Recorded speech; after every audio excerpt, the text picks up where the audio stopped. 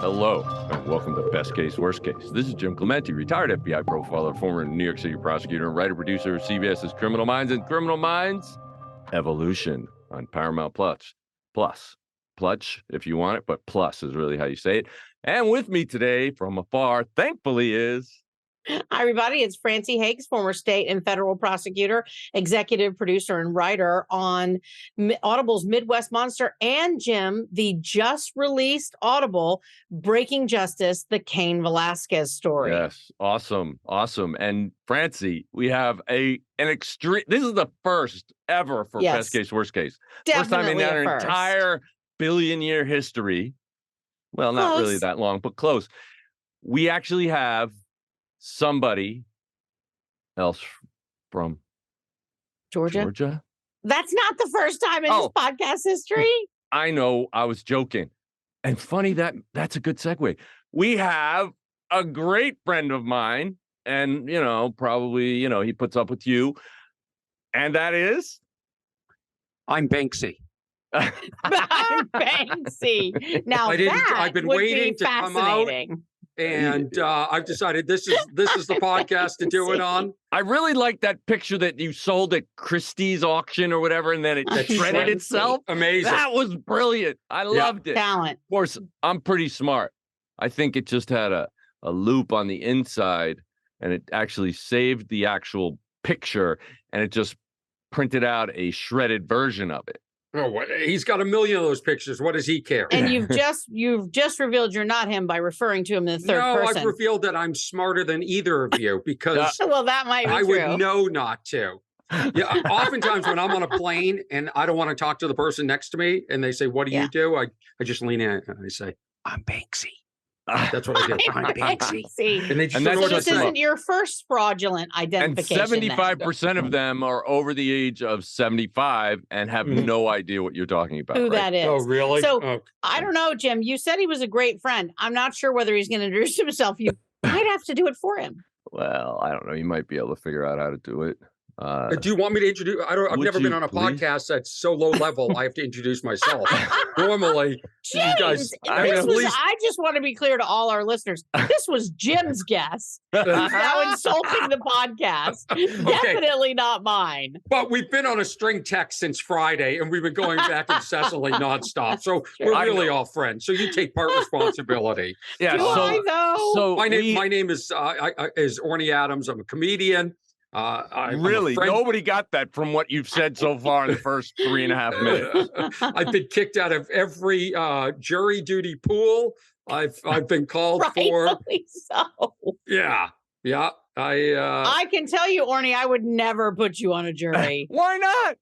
He's funny. Are you kidding me? Because he would take over the room. You never put the people who you think are going to run the conversation on the jury. That's why you want a bunch of lemmings. You want lemmings. Orny Adams may be a lot of things. Lemming is not one of them. Well, I got thrown off because the poor prosecutor was trying to test us if we believed in circumstantial evidence, and was putting on a whole show. Thought he was on L.A. Law or something. Had a cheap suit on. It was who here knows what circumstantial evidence is? And these pathetic jurors, they're all excited to raise their hands over stuff that they don't have to raise their hands. They're like, has anybody here been a victim of a crime? And yeah, my car was broken into. You have to raise your hand. You swore to tell the truth. You have to. Yeah, but they're my car was broken into. We've all been a victim. But my locker was broken into in high school. Let's get over it. We're talking about real crime. Jim level of victim of crime. I think people feel compelled. It's a compulsion, Orny. They feel like they've got to tell the truth or they might get thrown in the pokey. Well, anyway, so tell me about what happened with circumstantial evidence. You were about in the middle of that. Does this elaborate story. Let's say your best friend gets laid off from his job and he's miserable and he comes over to your house and that day you had just been promoted and your boss gave you a nice big bottle of, does anybody drink scotch? Yeah. How about Magavulin or 19-year age? This is going on for 30. I'm get to the point. I'm juror number one. Wrap it up. Let's go. Wrap it up. No, he said, you get a nice bottle and you're going to save it for a special occasion. So you put it up on the top shelf of in your some closet in the kitchen and the whatever you call those cabinet. And you go to bed and you wake up in the morning and the bottle is empty and your friend is gone. Can you assume, jury number 4, that your friend drank the bottle? And only if Francie wasn't in the house. Yes. Well, I don't care for scotch. So I, very patient, sit there and they said, juror number 1. I said, how do we know he wasn't kidnapped? The people came in, drank the Lagavulin, was it Lagavulin, sir? The Lagavulin, and took them.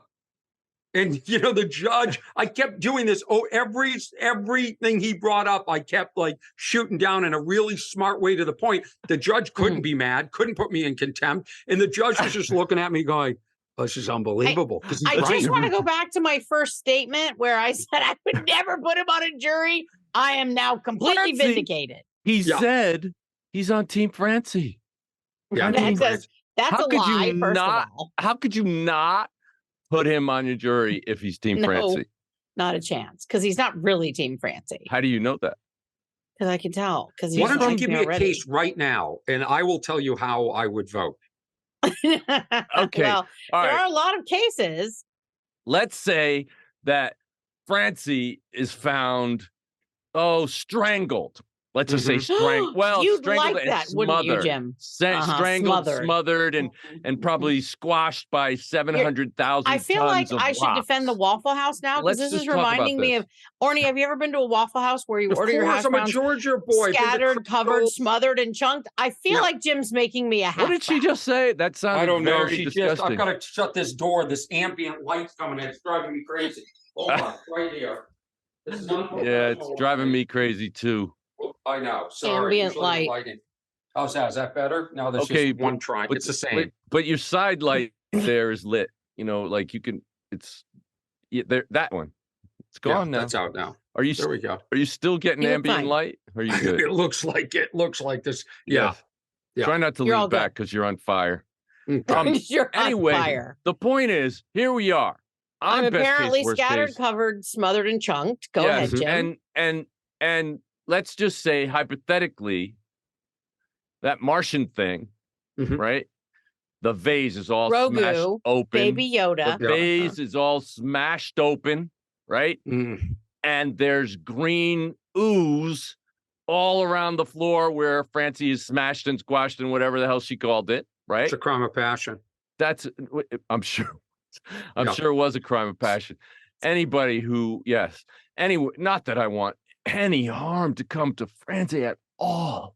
Jim, do you know how many listeners are going to start writing in on Facebook and say, why do you want Francie to die, Jim? You're the meanest man in the world. Using a crime analogy. I'm just saying.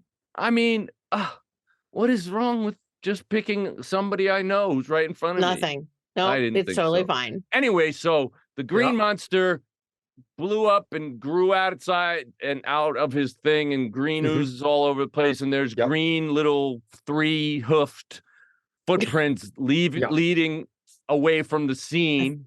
I think he does have free toes. The doors are all locked from the inside, and nobody else has been in there for 10 years. And this green monster has a shut-in now? Walk through the door and exit, and you still see the footprints going right out through. That's circumstantial evidence. Of what? Of the green monster killing you, finally. And that's it. It's irrefutable. No, I mean, this little door that the green monster went in and out of, through. Why not in and out of or out of? Because he didn't open it and close it. He walks right through it. He can mind meld right through it. Well, then there's got to be other Martians that can do that too. We're talking about a whole He set up a franchise. force field around this apartment to keep everybody else away because he didn't want anybody to interfere with his... You can't make up technology. Just switching franchises. Star Trek, Star Wars. Oh my God. Everyone who listens is now offended. Orny, here's what I want to know. What do you... I want to know, serious. And this is it's kind of a serious question. I want to know how you find comedy in tragedy or serious things. Like, are there things that you try to stay away from? And I'll give you an example, because I can't almost help thinking it's both obvious tragedy, but also weirdly comic.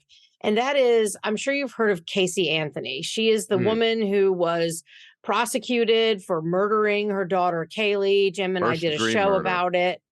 Well, she was prosecuted for the death penalty, actually.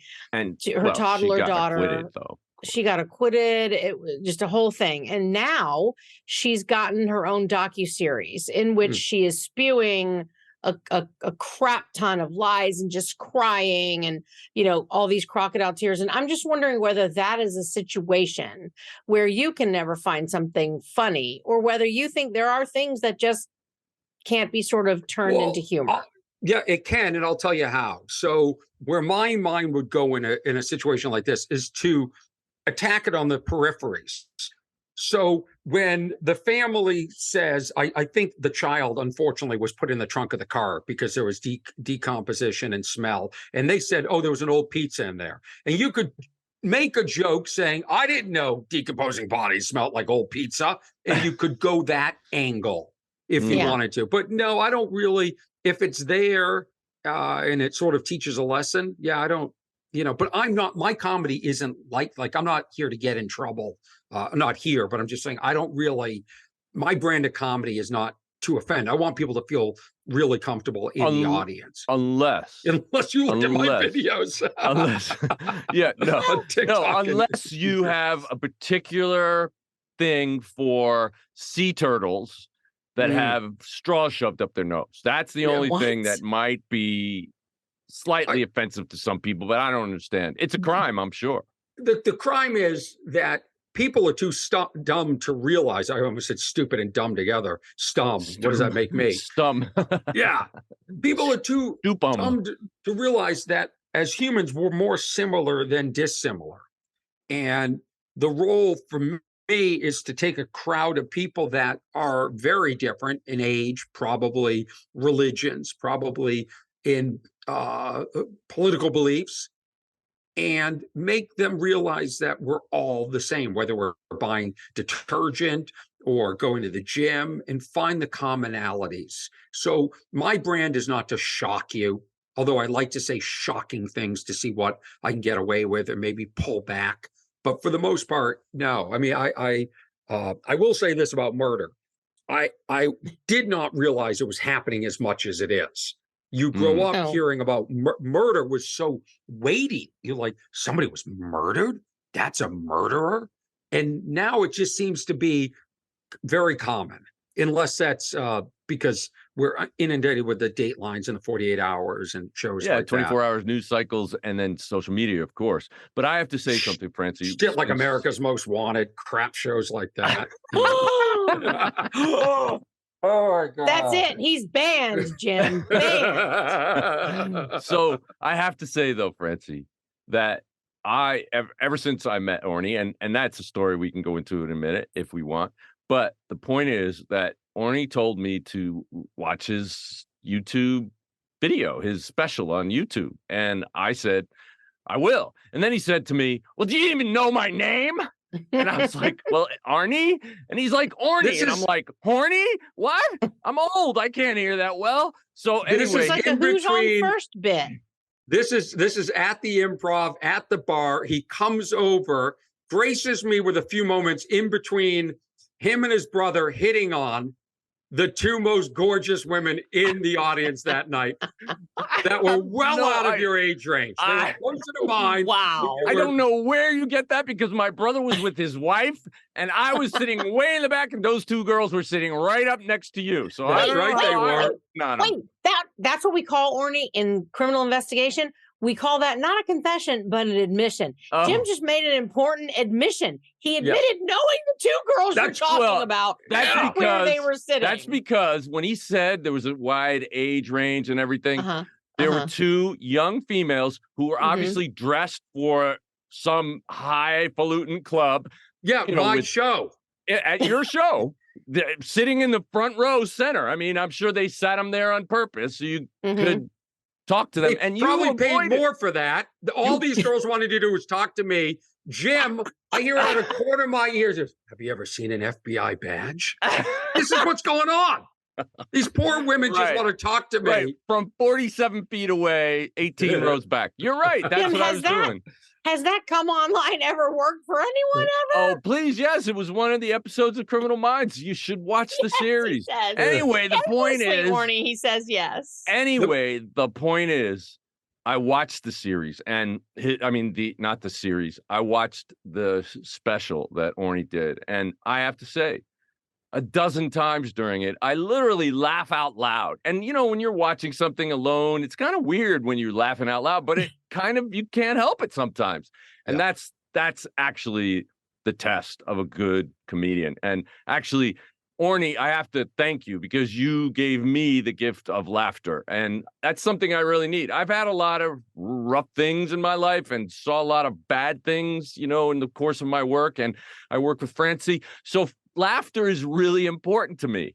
And so thank you. I want to thank you for doing that for me. Well, and what I'd like to do before we forget, we'll do it again at the end, Orny. Can you tell our listeners and our Patreon viewers where they can go to find the gift of laughter that you gave Jim?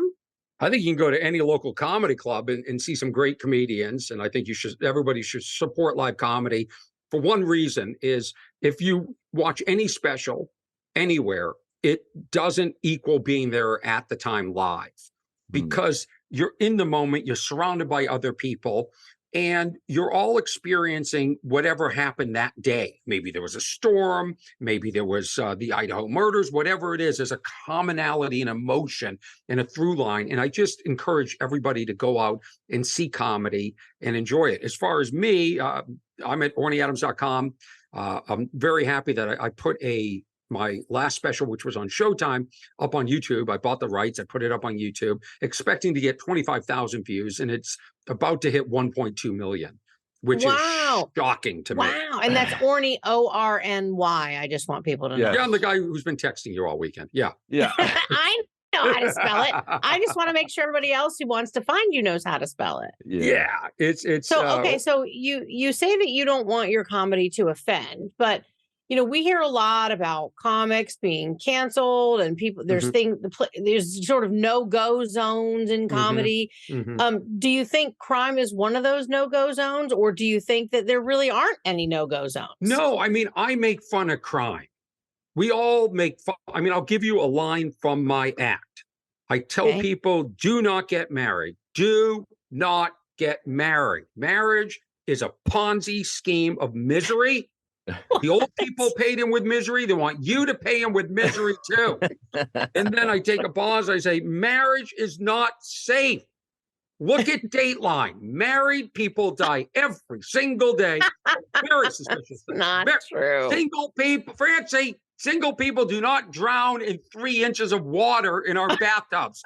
We know how to fill it all the way up and live.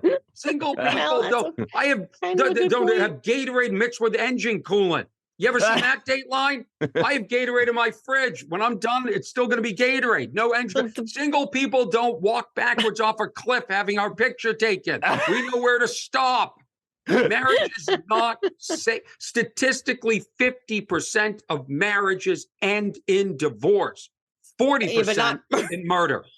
40%. So what are your chances? 10%. You want to roll those dice? That is not true statistic.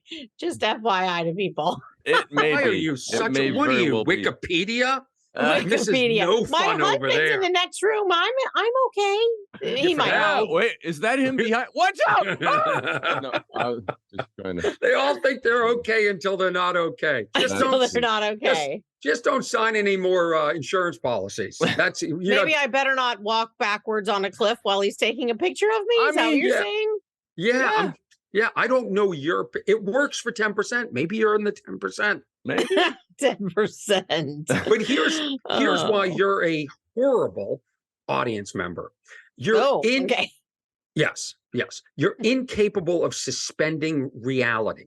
You must suspend reality and go along with it and enjoy it and see the absurdity and buffoonery of it. Well, the truth is, Orny, you have hit on something that is true in my personality. Not that I can't suspend reality and enjoy comedy or fantasy or science fiction, because I do, but I do have a hard time with magic, I have to admit. I love it and hate it at the same time. And I mostly hate it because I can't figure out how they're doing it.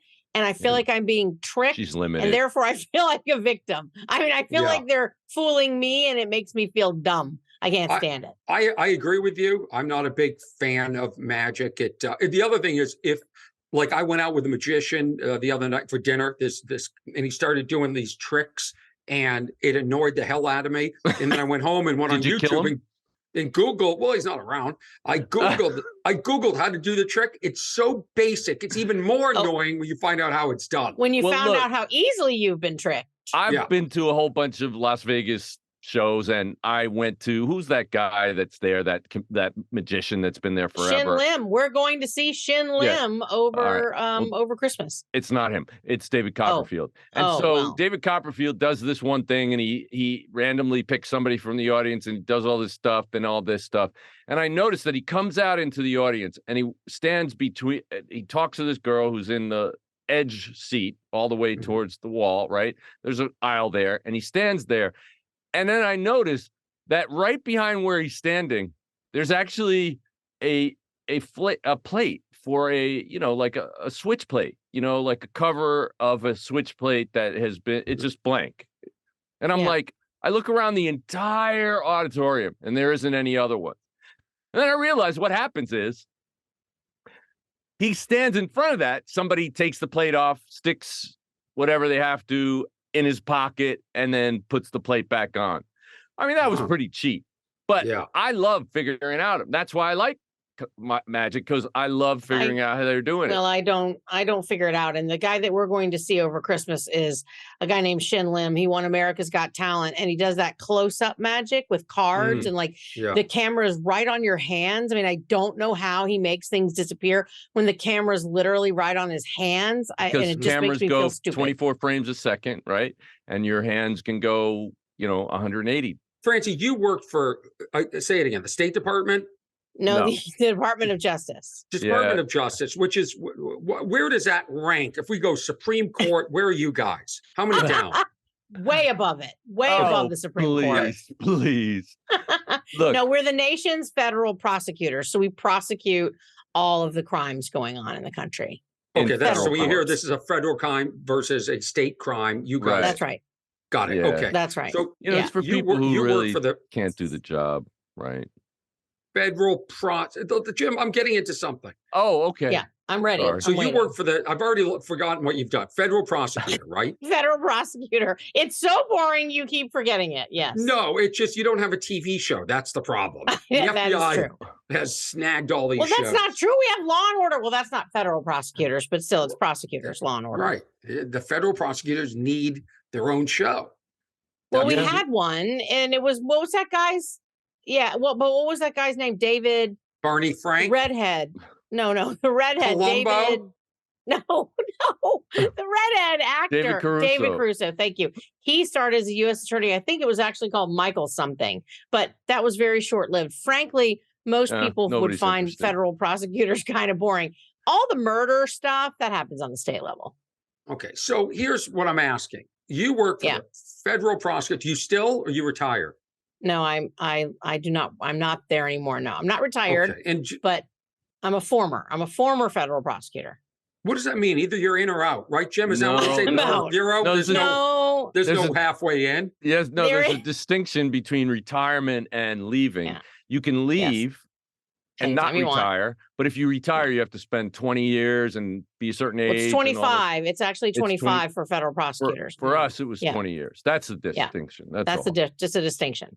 Well, okay, so you work in this Francie doesn't want to be seen as old. That's why she doesn't. I don't want to. I don't want. It's stolen valor, Jim, to claim I'm a retired AUSA. Okay. Anyway, go ahead, Orny. Okay. This is I'm glad you still have some sort of emotional foot in the door. And I do. Jim's out, but I figure you have contacts. The wall across the street from me gets hit by a drunk driver, and nothing is being done about it. I was there that night. It's a very nice wall.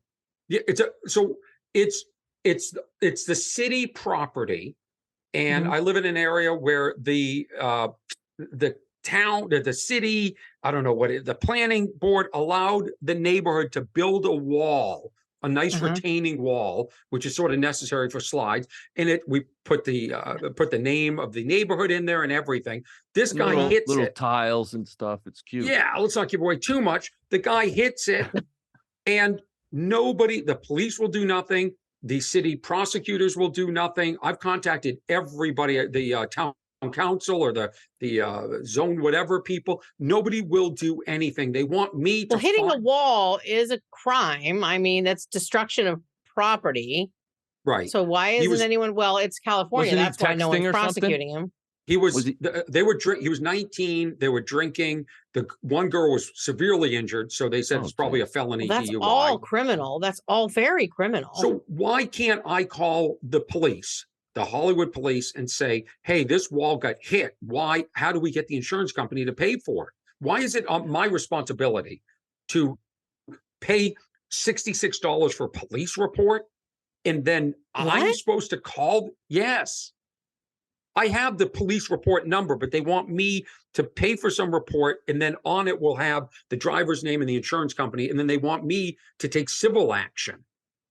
Well, they want you to pay for just like printing the document. $66 to print a police report seems excessively expensive, in my opinion. But police are allowed to charge to give you a document because they accrue some cost, of the printing of it themselves, the paper. Exactly. The $66. Well, it is LA, Jim, where gas is like $8 a gallon. So I get it. It's just very expensive there. But with respect to civil action, you can do that. But, if you take civil action, you are going to put forward your own money. You're going to have to pay filing fees or pay a lawyer. I mean, I don't understand why the police. Have you called the DA's office? No, is that Gascon guy? He's not doing it. No, not Gascon. What's that guy's name? Oh, it is Gascon. Yeah. I mean, I don't know what good that would do. He won't prosecute murderers and sex offenders. You're never getting a wall hitter prosecuted or put in jail. Yeah, but he doesn't want them prosecuted. He wants them to repair the wall. I mean, it's damaged. It's clearly damaged. Well, surely the association or wherever you live, maybe they have insurance that would pay for it. That's probably why you need a police report, so that the insurance company knows that someone did the damage, and then they'll cover it. Maybe. I don't know. No, nobody's even initiated contact with the insurance company or because we don't have access to the report until and it's going to take weeks to get this report. And then we're supposed to call them, and they're just going to say, this is on the city property. We're not have the city, and the city doesn't want to do this because, like you just said, we have people breaking into homes here, and the police. I had a neighbor's house, Jim. I'm not making this up. Their house was a lady who's older. Her house was broken into. She said, somebody just walked into my house. They're going to come down the hill towards you. I grabbed a shovel. I started chasing the guy. You're going to bury him? Neighbors. What's that? Are you going to bury him? No, I'm just, I'm going to stand my ground with self-defense, Jim. Yeah, okay. Come on. I wasn't sure what you were talking about. Okay, so you chased him down the street? We called. I had two other neighbors that I'm texting them. They come out. We triangulate the guy. She calls 911. The police said, if they catch him, let us know. We'll come up. Oh God. Well, that. So you are a police deputy now. You've been deputized by Los Angeles Police Department. The truth of the serious truth of the matter is, and I mean, we talk about this a little bit in our new Audible project I mentioned at the top of the show, Breaking Justice, the Cain Velasquez story, which is available on Audible. We talked about California justice. We're judging the California justice system based on two real serious cases that are going on there right now. And part of what we were looking at is how California treats children who have been victimized by child sex offenders, and treats those sex offenders by letting them out in the community, giving them bond, and now giving, this particular sex offender access to his own children and his own family, as if somehow they're safe from him. This is a particular case. Mm-hmm. It's a particular case. And I just, the only thing I can say is that you've got multiple states in this country. You've got New York and California, and now Illinois joining in with this bail reform idea, which in theory might be a good idea, but in practice is simply victimizing more people and allowing criminals. We see it all the time. There was just someone in New York this week who was hit in the head with a bat. I don't know if you guys saw the video going around. So it's horrific. Some man just pulls a bat out of his pants and takes a swing at the guy in front of him's head. And that guy has all sorts of head trauma, hospital, just for no reason. There was nothing. It was not an altercation.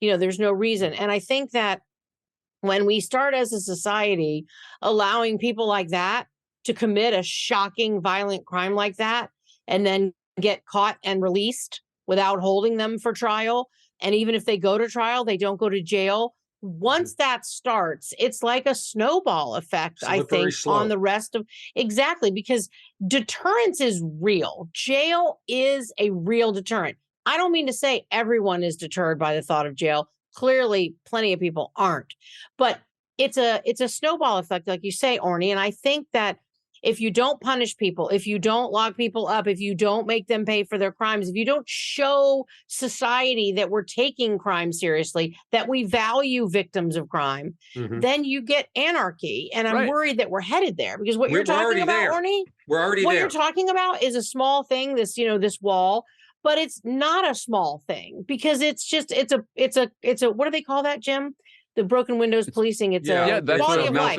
It's like a quality of life crime. It's not the most serious thing, but it is serious enough. And if people don't pay attention to it, then the person who gets away with that crime gets away with something else, and then something bigger, and then something bigger. Right. So what's going on here in California is they're not going to do anything about that. They're barely coming up here. Another house was broken into, took 20 minutes. 4 men armed went into a house, took 20 minutes. The police, this is hearsay, so I don't know if this is true. This is from the neighborhood chat. The police said, oh, we know these people. We've arrested them before. And they just cycle in and cycle out. Right. And, it's scary. And then what it goes, of course it is. So next thing you know, everybody on a plane, they're having outbursts. Little children are having adults are acting like kids because they're being told to put their seatbelt on. And now in California, I don't want everyone to think like I'm the hardest person in the world on crime, but they're locking up the Tide detergent at Target because people are just going in. So anything you want in a Target, you have to call somebody and they have to hand it to you now. So it's a slippery. And then you got people like me that are sitting there going, why am I waiting at this red light when there's people breaking into homes and nothing happens to them? So you can see how it right. And back when Rudy Giuliani was, like sane? human or sane, where he basically cleaned up New York City. He totally cleaned it up. It was amazing. And it was the broken windows, quality of life. They fixed the windows. They cleaned up Times Square. It literally turned around the entire city. And that is the opposite of what's happening now. And, it's a major problem. And I have to say, a lot of it stems from the arguments of defund the police. The police have been keeping order in our cities and our towns and our counties for hundreds of years, and we need them, and we need to give them the money they need to actually do their jobs. It's very, very difficult to have a police officer who is risking his or her life go out to arrest somebody, knowing, even for violent crimes, knowing that person will be back on the street that same day and committing that same crime. Before they can even write the report, the person's back out on the street again, committing crimes again. It's insane. How did this happen? Are you saying this is the left, the far left, saying defund the police, or has this been a trend? Is crime on such a rise that we couldn't even jail all these people? Can we even process all these people? Yeah, that's actually a great question, Orny, and I think it's a really complicated answer. I don't want to blame one political party. I mean, certainly one political party was calling to defund the police, but it's way more complicated than that. It's way more complicated than that. And you had both parties in a bipartisan legislation in the federal government about during the Trump administration, maybe it was 3 years ago or so, 4 maybe now, where both parties got together to do what they called criminal justice reform on the federal level. And what that did was just send a bunch of drug dealers and child sex offenders out into the community to reoffend. So that was not reform. It was literally just emptying the jails. I think it's really a pendulum. Like Jim said, way back in the 90s, Rudy Giuliani cleaned up New York. And for a long time, everyone seemed to understand that lots of people should go to jail for committing crimes because that's a way to deter them from doing it again or to deter others from doing it and copying them. And then the pendulum just swung. And now people say we have an over-incarceration problem. I mean, I just don't think that's true. I really do not. How do you There feel? are lots of problems in the justice system and policing, but that's not one of them. Orny, it's so great having you. I mean, it's amazing. We've been having so much fun, and I can't wait to have you back next week so we can continue this amazing conversation. We should just forget about talking about crime now and just talk about you and your life and your experiences because they're far more fascinating than anything else we talk about. Anyway, Jim, it would be a crime not to talk about my life. It would be. There you go. There you go. I like how he did that. He did that very well. It's almost like he's smart or something. I don't know. Magic must be. Anyway, so till next time, thank you for listening to Best Case, Worst Case. Signing off.